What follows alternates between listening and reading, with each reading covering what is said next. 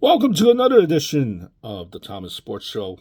And bit of sad news coming out of the wrestling world. Former WWF, WWE, WCW wrestler, athlete, superstar Virgil passes away at the age of 61.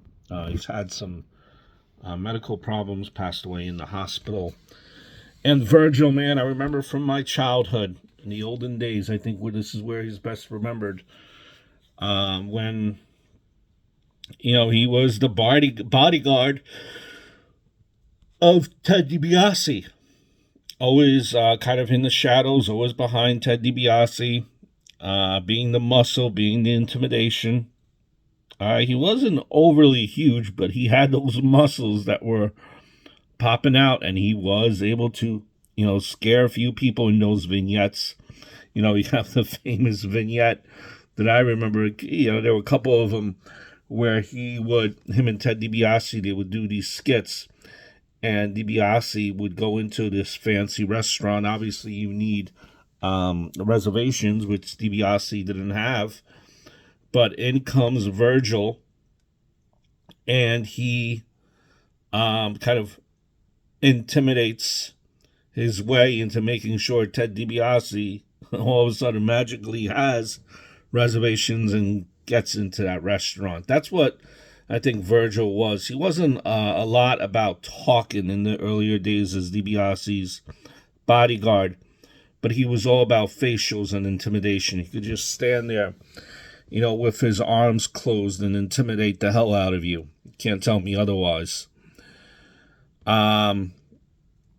And this was long-term booking, right? DiBiase treated him badly, right? Didn't regard him as much, even though he was the protection and the muscles, which is the ironic part here. It's probably done by design. Where eventually, I think Virgil's greatest moment was capturing that $1 million belt from DiBiase. That was like the highlight of his career.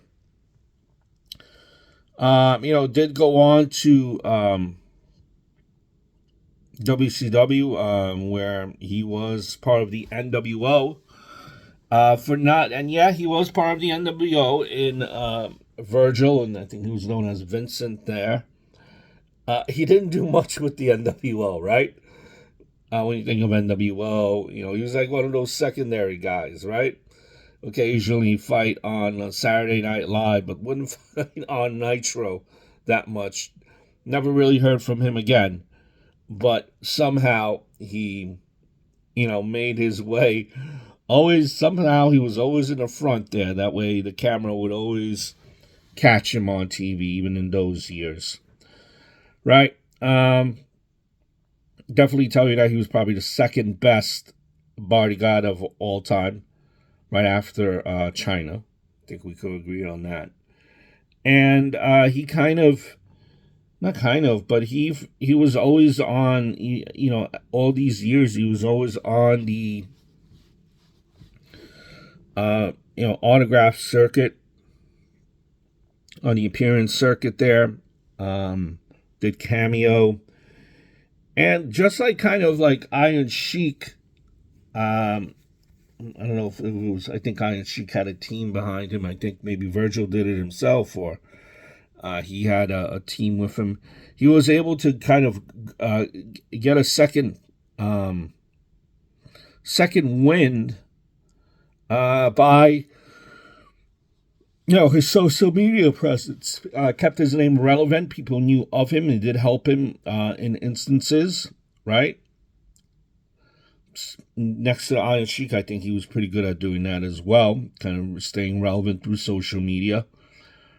And, he had a relatively nice career, I would think. He did have a career as on the indies as well, in the territories before the WWF, but that's, I think, where he was most known.